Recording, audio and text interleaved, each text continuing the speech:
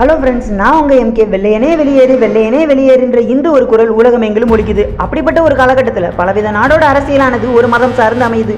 அதெல்லாம் போதாதுன்னு உங்களை விட கேவலமாக நாங்கள் இருக்குன்ற மாதிரி சவுத் ஆப்பிரிக்கா ஒரு விஷயத்த பண்ணுறாங்க. அது என்னதுங்க? அதாங்க அப்பர்தீட். அப்பர்தீட்னா என்னது? அதுதான் நிறவெறி. அதாவது ஒரு காலகட்டத்தில் எப்படி குற்ற பரம்பரை கீழே இந்த பரம்பரையிலேருந்து வந்தாலே அவன் குற்றம் பண்ணியிருப்பான்னு முடிவு பண்ணாங்களோ, அதே மாதிரி தான் இந்த கருப்பினத்திலேருந்து வந்தாலே அவன் தப்பு தான் பண்ணியிருப்பான்ற மாதிரி அவங்கள பிடிச்சி ஜெயிலையும் போடுறாங்க. அதுக்காண்டி குரல் கொடுத்த ஒரு மிகப்பெரிய தலைவரை ஜெயிலில் போடும் போது உள்நாட்டிலேயும் சரி வெளியிலேயும் சரி அந்த எஃப்டி கிளர்க்குன்னு சொல்லக்கூடிய சவுத் ஆப்பிரிக்காவோட பிரசிடென்ட்டுக்கு மிகப்பெரிய ஒரு பிரச்சனை ஏற்படுது. இன்டர்நேஷனல் லெவலில் நடக்கக்கூடிய இந்த ஒரு பிரச்சனையை சரி பண்ணணும் அந்த மனுஷனை விடவும் வெளியில் விடுறாரு. அதுக்கப்புறம் அவர் வெளியில் வந்து விடாமல் கருப்பின மக்களுக்காண்டி போராடுறாரு.